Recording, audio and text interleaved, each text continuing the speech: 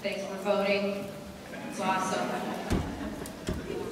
Our mission is to empower parents with the skills and information critical to raising children in today's world.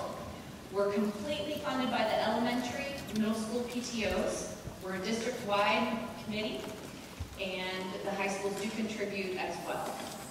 We have 3 evening forums throughout the year. Our next one will be in February, and we have one in May, so please watch the listserv for those. They're always wonderful. We will have a book sale at the end, and we ask you to please fill out the evaluation forms, because we really do read every single one of them, and we take your input to bring in speakers for the future. And we have 7 books to raffle off, so if you are the lucky one to have a Olentangy orange high school stamp on the back of your evaluation form, you are a winner, chicken dinner. But you're not allowed to go yet. You have to wait and actually fill it out and hand it in back at the table. There's always a catch, always a catch. Okay. Please take a moment to turn your phones to vibrate. We don't need any hang-on sloopies going on. It's kind of rude. And please help me welcome Gary McGeely. He is here tonight to talk about the 7 habits of highly effective families. He is a former educator, athletic director. He is a speaker and an author. Most importantly, he's a husband and a father. He is the former director of the Teens Division for Franklin Covey Company. He created the first curriculum related to the 7 habits of highly effective teens, which I have 3 copies, because our middle schools would use that. He's from New York State. Please help me welcome Gary McGeely.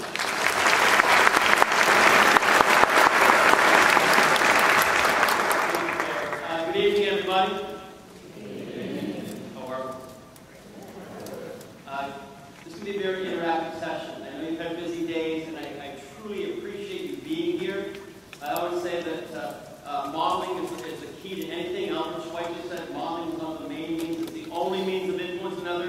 You being here tonight is modeling to your sons and daughters, your family members, the importance of education. So I truly appreciate you being here. We're going to take you through a little journey of these habits today. We're going to talk leadership tonight. We're going to talk leadership. It's going to be a little interaction. I'm going to come down there a little bit. We're going to pour some volunteers. We're going to talk to each other a little bit. Timeline, we can probably go about 45 minutes if that works for everybody. Then we'll save about 10-15 minutes for Q&A at the end. Okay, so let's just get right into this. Control versus release. Leadership is about release, not control. And it's an interesting when you think about this. Now, I talk primarily to educators. Yes, I've talked to families as well, but I really like to start off with either half, whether you're an educator or a parent. That leadership is about release, not control. And I have a little visual up here, and I just want you to turn to your neighbor for a second. And what is this visual saying to you around leadership? Just take a moment, turn to your neighbor, and just take about a minute. What is this saying to you around leadership? Have fun.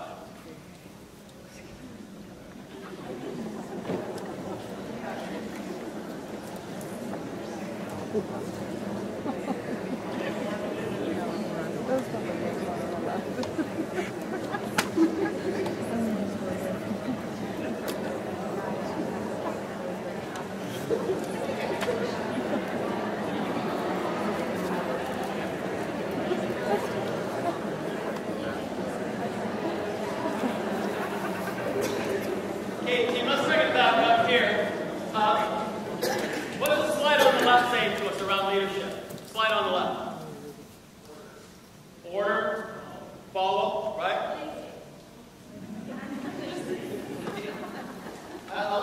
These guys don't even know what they're going, right? There's only one mission here, right? And it's very much in control. This person is just kind of barking out the order. Over here, yeah, there's lots of white water in today's world, without a doubt, right? So once again, I mean, this just tells me, this says trust me, right? It's a shared vision. It's not one person.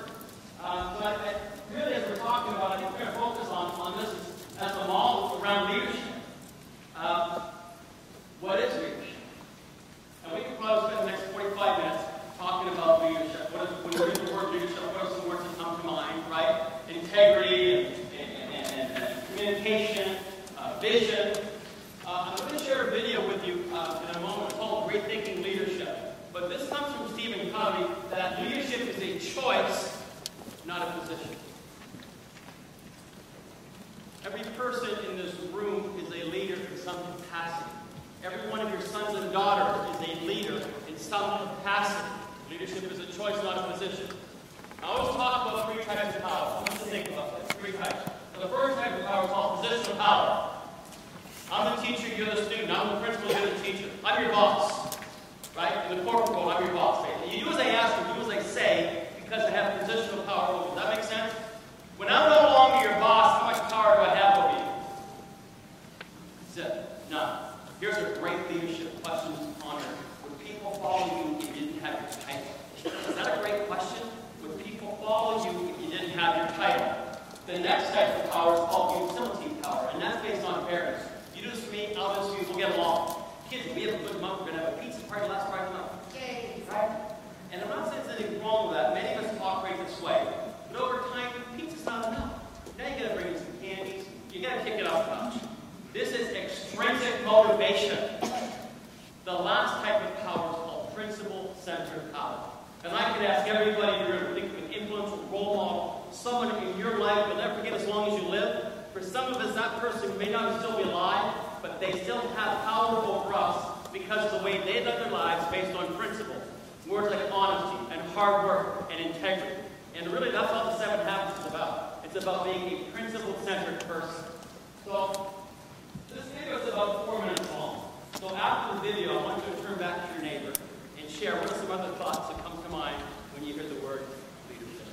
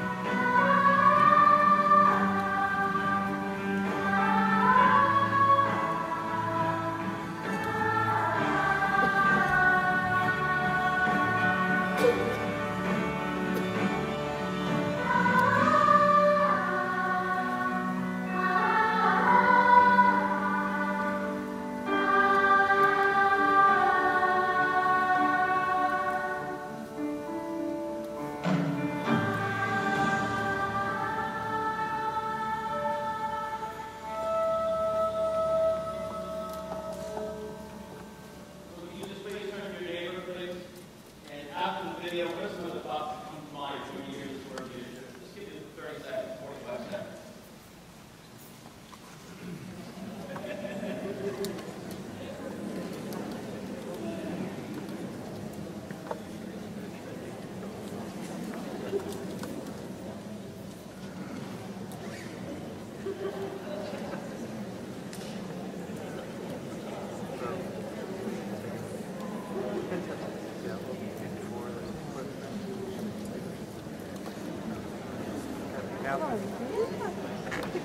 So as we're bringing it back together, would you just mind, let's just do this, I think we can hear each other. What are some thoughts after the video around leadership? What was the word that comes out to you? Choice. Choice. Say it again. Character. Inspiration. Inspiration. Exempt. Art. Art. One thing that I really want to mention, it's agents, right? It's agents. Once again, every one of your sons or daughters are leaders in some capacity or another. This is Stephen's hardcore definition of leadership. I mean, just think about this. Leadership is communicating one's worth and potential so clearly they are inspired to see it themselves. Now, I tweaked this over the years. How about this one? Parenting is communicating sons and daughters' worth and potential so clearly they too are inspired to see it themselves. So I just want to think about that as we kind of go through this whole journey together. So in releasing question, I typically like to ask this to a group of teachers, what am I presently doing in my classroom that I can be turning over to my students? So I'm going to ask you as parents, what are we presently doing, or what am I presently doing that we can be turning over to our sons and daughters? It's an interesting question, isn't it?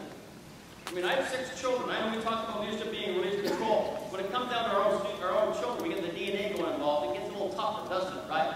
It's tough to release sometimes because there's that fear factor and all that good stuff going in here. But really think about this as we're moving forward. The deepest human need is to be valued. The deepest human need is to be valued. When we're valued, we want to contribute. Whether it's in a relationship, whether it's in a family, whether it's at work. And when people aren't truly valued, when they're not really feeling like, when they feel they're being managed, when they feel they're being treated as a thing, at best you get what's called willing compliance. At best. And then it goes down from there. Look at the next level. Malicious obedience. Ouch. And then it drops down to where people rebel or quit. And some of you may know this. In the corporate world, 70% of people do not quit their jobs, they quit their bosses. 70% of people do not quit their jobs, they quit their bosses. So I always ask the question, how many teachers quit their principals? How many students quit their teachers? Just food for thought. But when we truly are valued, we start off with cheerful cooperation, all the way up to heartfelt commitment to a creative excitement. Apply this model to our family, right? When we feel valued as a family, and we're working up here, this is what we're striving for. This is what leadership is about, right? So, we're the staff members, we're the students in your classroom. How much of the talent, passion, commitment are they volunteering? I want to share a video with you right now. I feel like after the video, I just want to say, okay, thanks for coming. Just don't be like this guy would be good, right? John Wood. John Wood, tremendous basketball coach UCLA Bruins. It's a beautiful video around character. It's a beautiful video about release versus control. John Wood said, I'd rather be out front with a banner than behind with a whip. John Wood said that ability gets you to the top, but character keeps you there. So as you're watching, it's about a 6-minute clip, okay? As you're watching this video, once again, I want you to turn to your neighbor. What's one leadership takeaway for you in this video?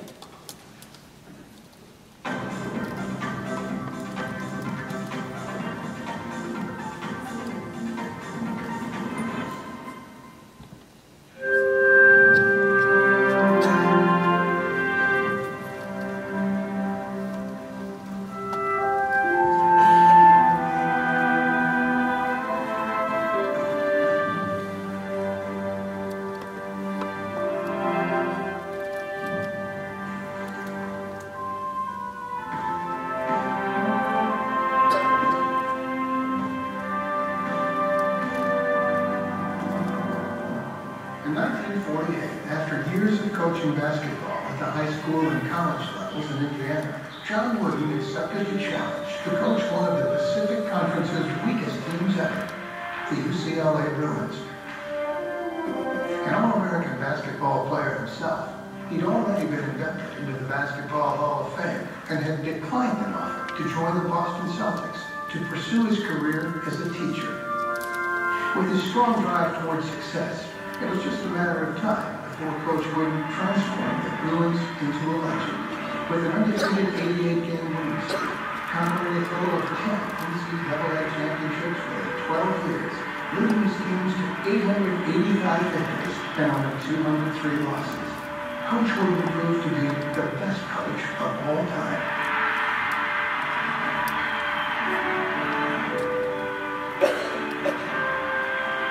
As a person of high principles, Wooden was determined above all to instill into his players the qualities of good character. His premier players included such All-Americans as Walt Hazzard, Gail Goodrich, Kareem Abdul-Jabbar, Bill Walton, and Andre McCarter. Coach didn't talk about winning at all. We never heard a speech about, we got to get to the playoffs or anything. He basically just talked about being the best that we can be and giving our all and making sure we can look in the mirror to know that we did the best we're capable of doing. Coach Wooden never talked about winning and losing. He never talked about the game of basketball. He always talked about life. And he gave us a foundation. He taught us how to learn. He taught us how to think. He taught us how to dream. He taught us how to build a life for ourselves. Never around basketball, although we thought at the time that it was about the game itself. I consider myself as a teacher. I believe in being out in front with a banner and behind with a whip. I believe that's leadership. Now, if a leader has followers, there's no followers, there's no leader. The leader must make the followers understand that they're working with the leader, not for the leader. And I think in many cases, the leader is so dictatorial that make them think they're working with him. A life not lived for others is not a life. Coach Wooden transferred that and everything else to the game of basketball because that was his vehicle at the time. That a game not played for others is not a game. The only pressure mounts the Olympians is the pressure you put on yourself. So I'm worried about outside pressures. That's just a weakness if you let outside pressure get joint felt. But if I don't put pressure on myself to do the best job I'm capable of doing, then I'm cheating. I'm cheating everybody. I mean, he would sit up for hours with his assistant coaches just to prepare that day's practice, how it was going to be, adjusted based on where we were in the season. So that's loving care and somebody that really wants to give you everything that he has to prepare you. If you get too involved or concerned and engrossed in the things over which you have no control, it's going to have an adverse effect on the things over which you have control or should have control. And for example, I scouted other teams probably less than most any of the coaches that I knew. So my emphasis was on building my own team and trying to get them prepared for any eventuality. When it gets across to them that they find out that I'm really interested in them as individuals, aside from basketball, then they accept the things much better that I want them to do in regard to our basketball drills and so on. Abraham Lincoln said, it's better to trust and be disappointed once in a while than to distrust and be miserable all the time. And so I think if you trust, I think most people would like to live up to your expectations and your trust. If you're at ease with yourself, you have peace with yourself, you're going to function physically much better in anything you do. And the decisions you make are going to have a better chance of being fruitful. I think I had something to do with him getting the Presidential Medal of Freedom Award. And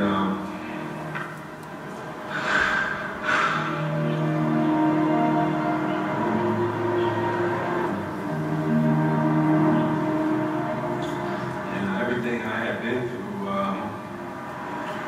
it was like a full circle to be able to give him something back, I mean, we won his last championship for him. We sent him out a winner. That was pretty big stuff there. We sent the greatest out the right way. Remember, as far as winning championships, You didn't do that. Players did. Your character is what you are, and who really knows what your true character is? You yourself. He'll be here forever. He's one of those guys who has made his mark, because what he has left us is timeless. And all those quirky little crazy sayings, be quick but don't hurry, fake to prepare, preparing to fail, never mistake activity for achievement, the worst things you could do for the ones you love and the things they couldn't should do for themselves, on and on. You think, what is this guy talking about? But then you sit there and you think about those and everything else that he's ever done. And you say, you know what? This has nothing to do with the 19th century, the 20th century, the 21st century. This is timeless. This is eternity. As Cochise himself. There's no one like John Wooden.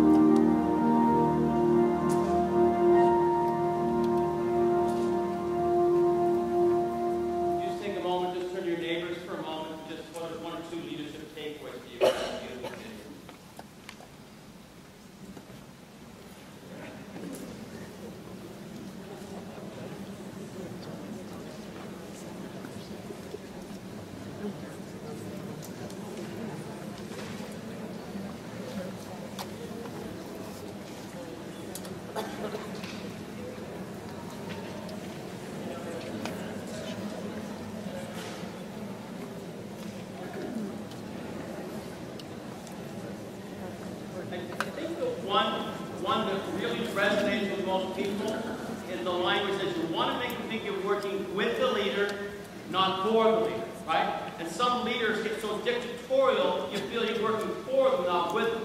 It's a huge comment, isn't it, right? I mean, this is principle-centered leadership at its finest. So let's look at these 7 habits here.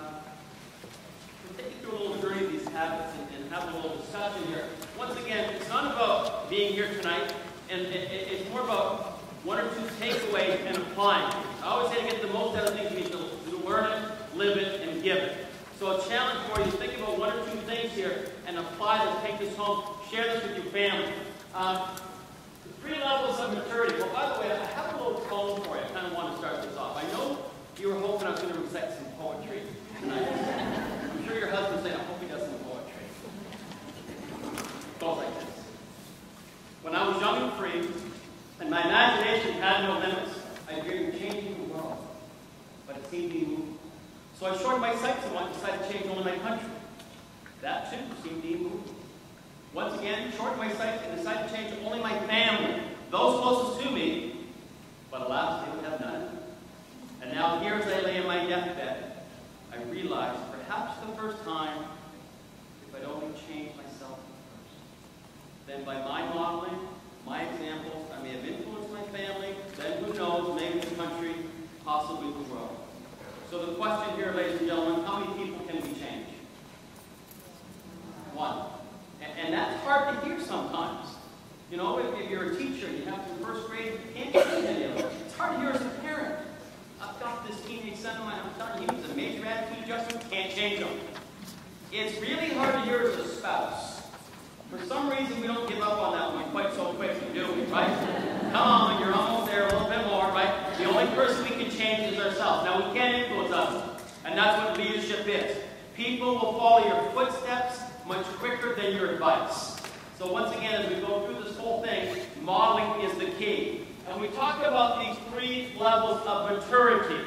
Lowest level of maturity is called dependence, where you are responsible for me, where I cannot make it without you. What ages do we typically think about with dependence? Young children, for the most part, right? Makes sense, right? Think of your first few months in your career you're at right now. Think of your first year as a teacher. Think of your first few months as a parent. How'd you feel? Probably felt this way, right? It's okay to be placed here. The key is not to stay here. There's been people who have been married 10 plus years that are still hanging around down here. They're not willing to move up. The next level, the higher level of maturity, we move from dependent to independent. Where now I am responsible. I have the skills, I have the confidence, I can get it done. What ages do we typically hear that from? Teenagers, right? because physically, look, my voice has changed, shaving once long, even the keys, right? He said, hold on, because those behaviors, they really vacillate here, right? The highest level of maturity, the ultimate goal of effective living, interdependence. We're talking trust up here, which is huge in family, right? In relationship. Trust is the glue. But in order for me to work effectively up here, I need to be firmly rooted down here. So the first three habits are all about me. Habit one, be proactive. To be proactive says that I am responsible for my own choices. Huge, huge, huge habit. It's the foundational habit. If I'm not willing to take responsibility, then forget about the other 6 habits. It's not what people do to us that hurts us or upsets us. It's the way that we respond that hurts us or upsets us. Anybody know what the opposite of being proactive is? Reactive. Reactive people make the choices based on their feelings, their moods, their emotions. I brought a little slide here, the difference between reactive and proactive. Reactive people get angry and say things they regret. Just put a little mental check mark with any of these hit me sometimes. They whine and complain. They blame others. They're victims. They don't take accountability for their actions. The language of the reactive person. You made me so angry. You ruined my day. These kids are driving me crazy. That's just the way I am. I'm not a morning person. Sorry, I wish I was, but I'm not. If you argue for your limitations, you own them. So we're going to play a little game called the wine list with an H. Okay? Turn to a neighbor. This will be a 30-second activity, 45-second activity. Turn to your neighbor, and I want you to tell your partner all the things you have to do in the next 5 days. But I want you to start off every sentence with, I have to or I must. I have to or I must. Have fun.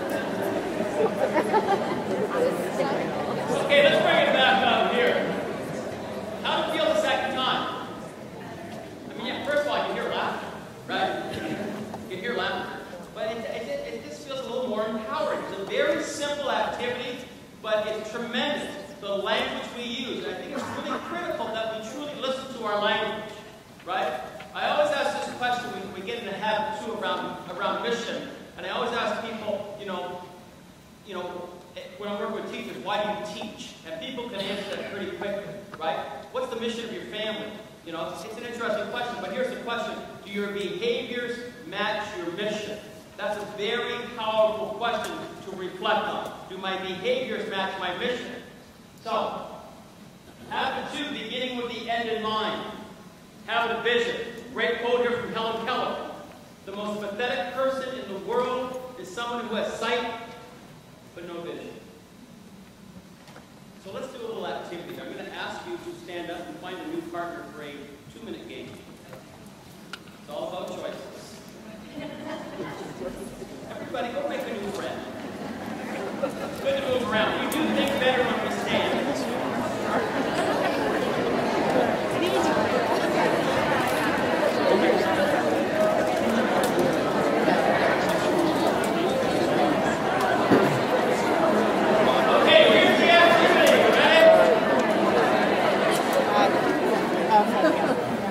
Today's date is November 6th, and the year 2013, right?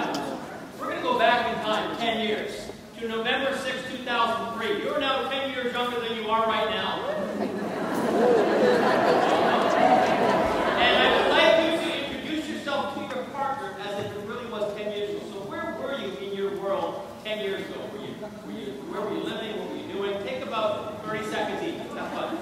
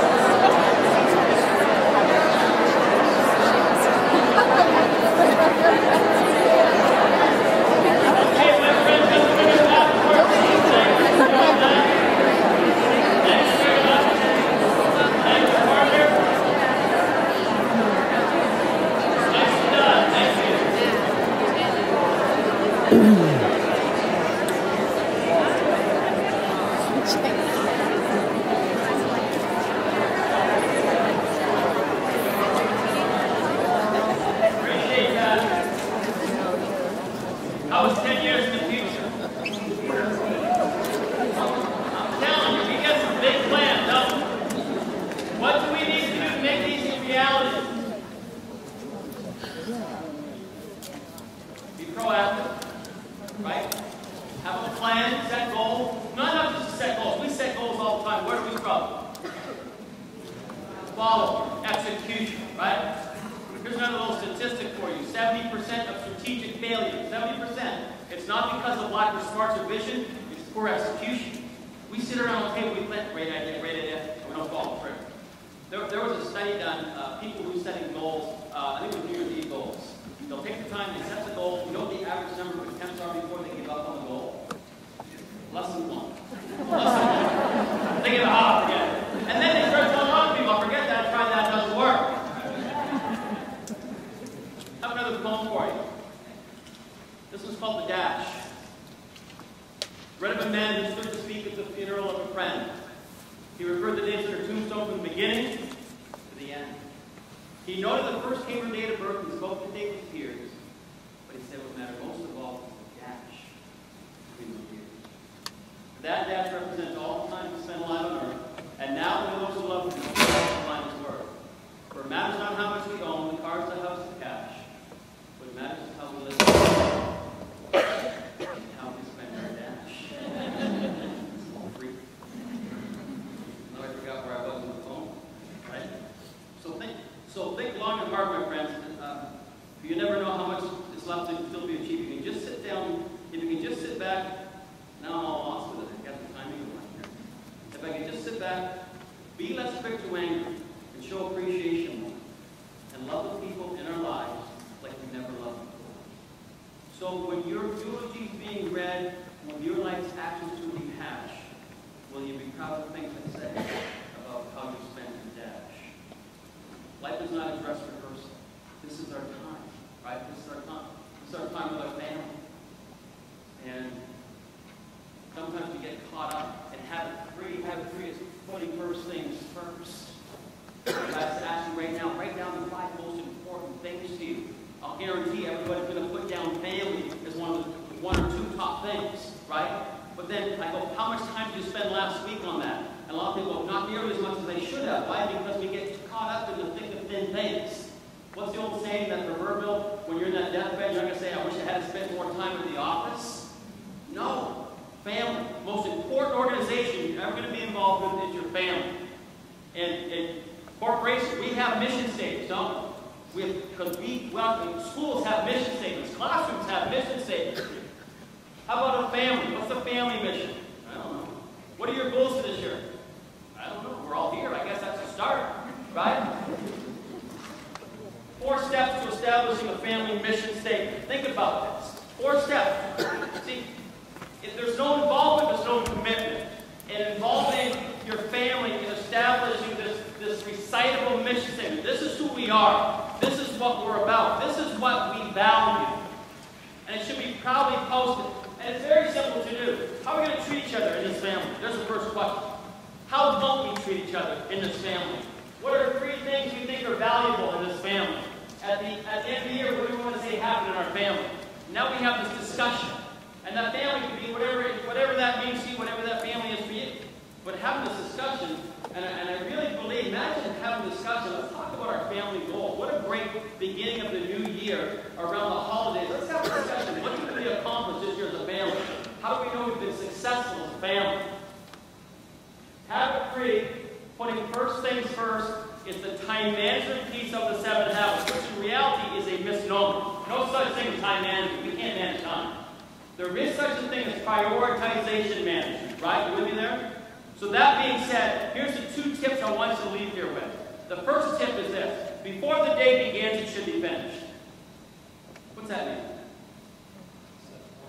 Have it planned out, right? Have your priorities. Here's what I want to accomplish today. The bigger one around leadership, before the week begins, it should be finished. Weekly planning is huge when it comes to leadership. So how about we get in the habit with our family sometime during the weekend? Maybe it's Sunday dinner. What do we want to accomplish? What are our most important things? Our big rocks, as we use the Franklin Covey term. What are our big rocks of the week for the family? So it's all communicated. And get into that habit of doing that. Powerful stuff right there, right? First 3 habits are all about me, moving from dependence to independence. Now, we can work effectively. Habits 4, 5, 6. Will you turn to your neighbor for a 10-second activity, please? Just turn to your neighbor. A, decide who is A and who is B. Person A, make a good, strong, closed fist. Person A, make a good, strong, closed fist. Wait for the rest of the instructions, please. Person B, when I ask you to, I want you to open A's fist. Ready? Set? Go. Okay, time out. When we hear pains, we stop. Sir, can I bore you for a second? Come on up. Give me a hand.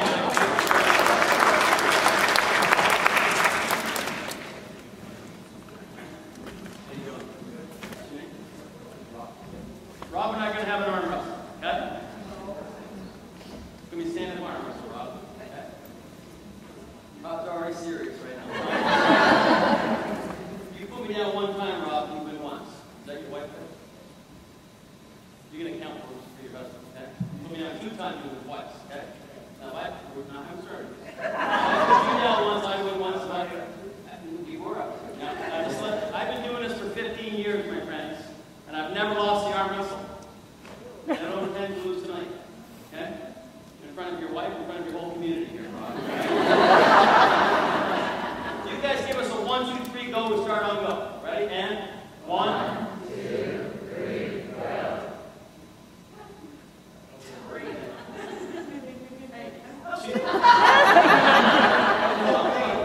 What's habit 4 called? How many people does it take to think win-win? 2. Okay, we have it narrowed down. 1. How many people does it take to think win-win? 1 person. What's Rob thinking right now? Win. Big time. Believe me, right? Let's do this again, Rob. If we were both thinking win-win, habit 4 is all about attitude. All about attitude. If we were both thinking win-win, what would this look like? Give Rob a hand, guys. Thank you very much. There's 4 mindsets. 4 mindsets. Think about this, parents. Which mindset do we come from? The first mindset is the win-lose mindset. I'm going to win, you're going to lose. 24/7 competition, all the time. Next mindset is the lose-win mindset. The doormat. Walk all over me. Whack your feet out. Sure. Yeah, hard. Okay. Then there's the lose-lose mindset. The downward spiral. I'm going to lose, but guess what? You're coming with me. And then lastly, there's the win-win, the all-you-can-eat buffet. And this is where healthy relationships, healthy families start in this win-win mindset. Right? But in order for me to truly think win-win, I need to be firmly rooted down here. If I'm struggling down here, I like to refer to this as the roots. If my roots are shallow, if I go to react too quickly, I will not truly think win-win. Habit 4 is all about attitude. Attitude. It's a golden rule. We've all grown up with the golden rule. That's what habit 4 is. So habit 4 is attitude. Habit 5 is skill. Seek first to understand, then to be understood. Just listen to that for a moment. Seek first, not seek first to agree or disagree. Seek first to understand, then to be understood. Listening is a skill. Playing the piano is a skill. Hitting a baseball is a skill. Becoming a better listener. Becoming a better parent. Becoming a better spouse. Number 1, leadership skill. Would you please turn to a neighbor nearby you? We're going to play a 1-minute game. Turn to somebody really close to you. Here's the game. With you and your partner, I would like you to tell each other the story of Goldilocks and the 3 bears. And the way you're going to do this is by alternating 1 word at a time. Have fun.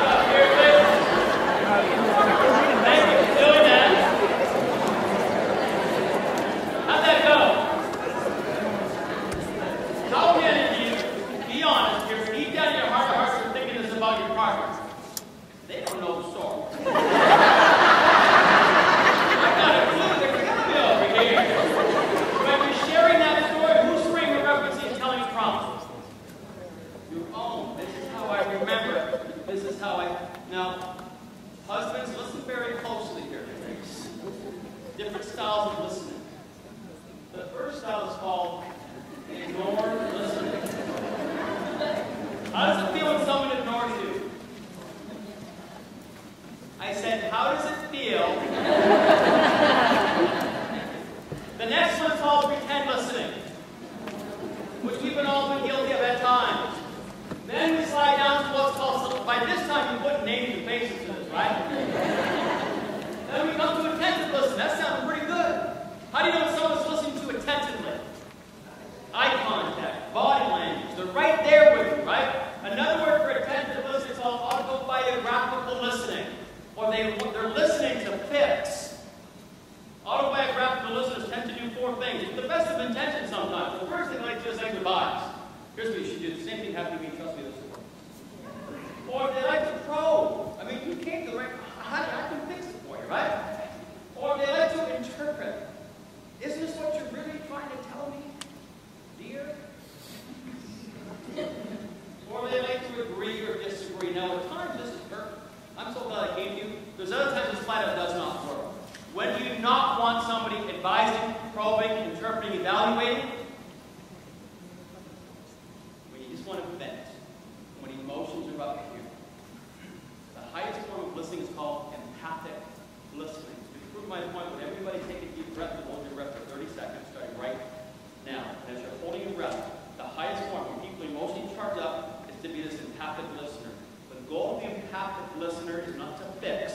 The goal of the empathic listener is to bring the emotional level to here and bring it down to here. Once the emotional level, let your breath out. How many people can tell me what I was just talking about? How many people said, let me know 30 seconds is up, please? See, that's what happens when we're emotionally charged up, we're holding our breath. This is huge, this is powerful stuff. This piece around empathic listening, reflecting back what people are saying. But it's tough. It's an art, it's a skill. Think of something you're great at right now. Are you great at it right away? No, I have to practice. Same thing with listening. I brought a video here called It's Not About the Nail. And it's a young married couple. And let's watch how this husband, I guess, has been known to try to fix things and how to play that. It's just, there's all this pressure, you know? And sometimes it feels like it's right up on me, and I can just feel it, like literally feel it in my head, and it's relentless. And I don't know if it's going to stop. I mean, that's the thing that scares me most, is that I don't know if it's ever going to stop. Yeah. Well, you do have a nail in your head. It's not about the nail. Are you sure? Because, I mean, I'll bet if we got that out. Stop trying to fix it. No, I'm not trying to fix it. I'm just pointing out that maybe the nail is causing You always do this. You always try to fix things when what I really need is for you to just listen. See, I don't think that is what you need. I think what you need is to get the nail. This is fine. It's just, sometimes it's like, there's this achy, I don't know what it is. And all the sweaters are snapped. I mean, all of them. That sounds really hard. It is. Thank you. Come on, if you would just tell.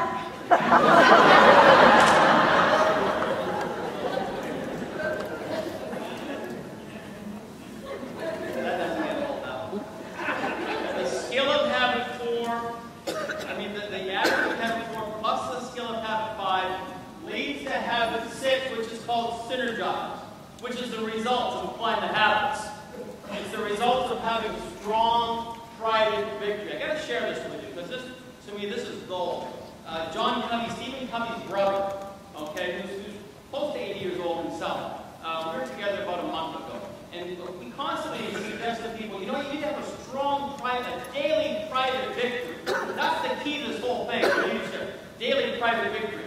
And I said, John, what does that mean to you? Because we use that term. Does that mean you get up at 5:30 and you work out for an hour? Is that your daily, and then you just go? Is that, and then you forget forget about it? He says, here's what I do, Gary. He goes, I get up early and I center myself. I read, I kind of center myself around things, and I work out, and then I ask you 2 questions. I say, what are my goals for today, and how can I contribute? That's what he says. And then when he comes home at night, he puts his head on the pillow, he kind of reflects back how he did each day. He goes, I've been doing this for 55 years. Isn't that beautiful? Think about that. Center yourself. Think about this daily private victory. But this synergy thing, I mean, we're talking trust up here, right? And just think about this in families, the importance of trust. And this is the result of applying all the habits. And in order to get to synergy, here's the key. I must be willing to value others' opinions. Value the difference. You say, that's a good one, Gary. Let me jot that one down. Got it. Now, be in a family discussion tomorrow. And let's say you have an idea that you're very passionate about, you believe the right way, and here comes your 17-year-old son with a totally different idea. My challenge, when you're valuing an idea, doesn't mean you're agreeing or disagreeing. Very important to value an idea. Does that make sense? But if we really want to get to a bigger, synergy is not compromise. Synergy is 1 + 1 = 3 or more. It's a bigger bit, it's a third choice, it's a third alternative. But I must be willing to think win-win and seek first to understand in order to get to synergy. Last habit 7, sharpen the saw. Firstly, it's called the role to me. I need to take care of myself. And how many of you ever said this to yourself? If I could find the time today, I'd go for a walk. If I could find the time, we say this all the time, right? We're never going to find the time. What do we do? We say that, but do we? Sharpen the saw consists of 4 areas. The physical, the mental, the social-emotional, the spiritual. I need to take care of myself in all 4 of these areas. And actually, I think I brought a slide here, sharpen the saw. You just let me come over to here. Family renewal. Family, sharpen the saw. Right? Around the physical. Exercise together. Do physical activities together. Do family work together. Emotional. Love and affirm each other. Build relationships of trust and unconditional love. To learn new things, share and discuss, develop talents, write, leave a legacy, renew commitments, clarify directions and goals. Write a family mission statement, whatever that is. And sometimes we get so caught up in life, we get caught up in the urgent, that it trumps important. But it shouldn't. Important should always trump urgent. You with me there? So, I'll leave this up here. Do me a favor, just turn to your neighbor. One or two. No, let me ask you this. What's 1 or 2 takeaways for you from today? Just turn to your husband, wife, spouse, friend. What's a takeaway, 1 takeaway for you? And then we'll open that up to Q&A. I know it's 8 o'clock right now, so we have children you have to leave. But if you want to have spend some time for Q&A, I'll stay as long as you want. So just turn to your neighbor. What's 1 takeaway for you tonight?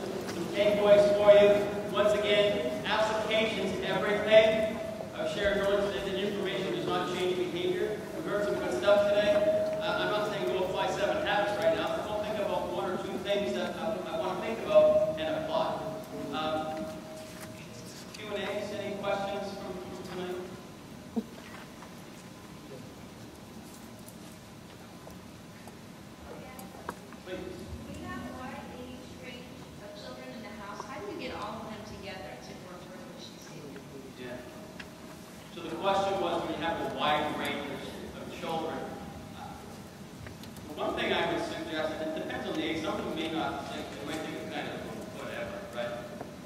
But I still think we need to, first of all, be careful of our paradigms, be careful how we're perceiving this, and just try it and see where it goes. Some of them may take it more serious than others. You know, it's a great saying, when the students bring the teacher peers.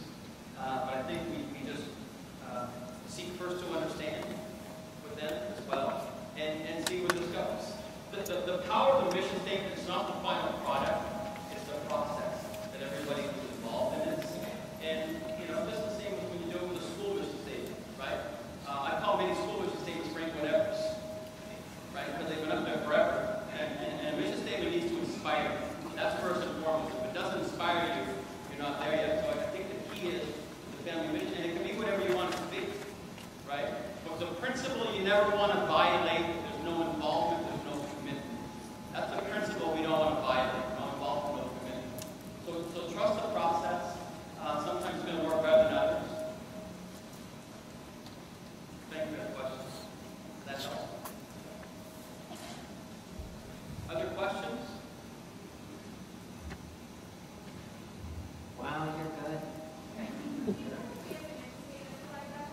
Yeah.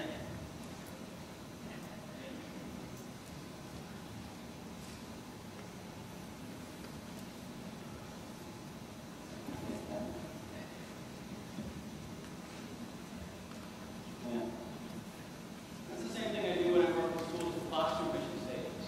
Same thing. Where you have first graders, kindergartners coming up with classroom mission statements. Same end in mind. Please. Okay, here's a good question for you. I have a husband that probably should have been born in the 50s, but was born in the 60s. He's sort of stuck in his ways. I'm adaptable to change, not necessarily him. So how do I introduce?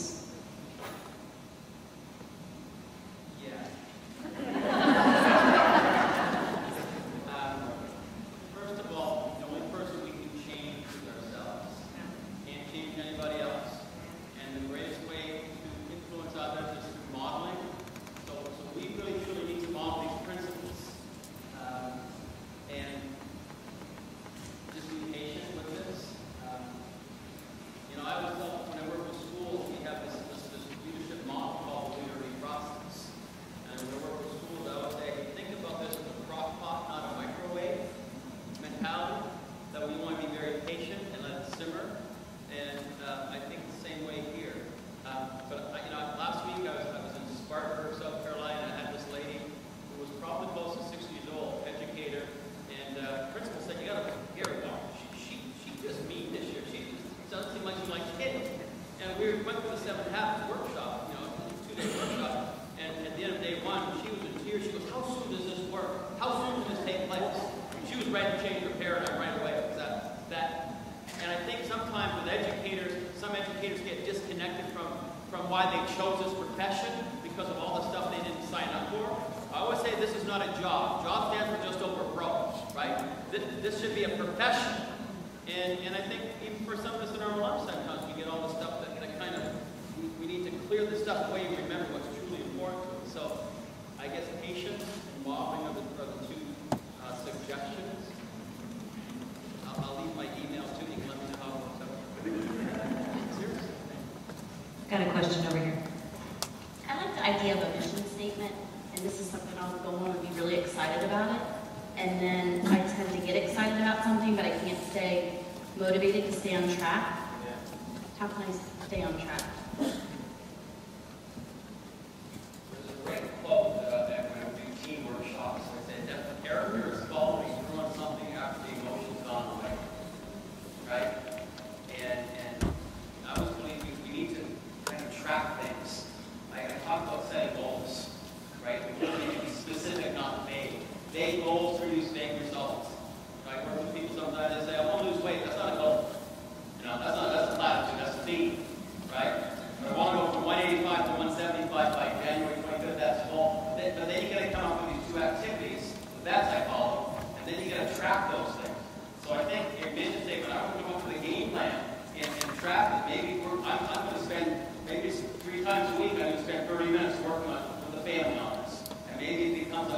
game plan.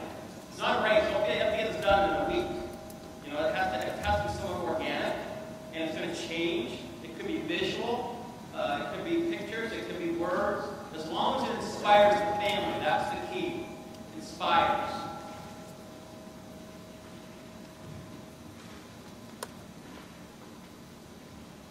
How does that feel tonight? Are we deep in thought or hungry? Oh no, we supplied snacks.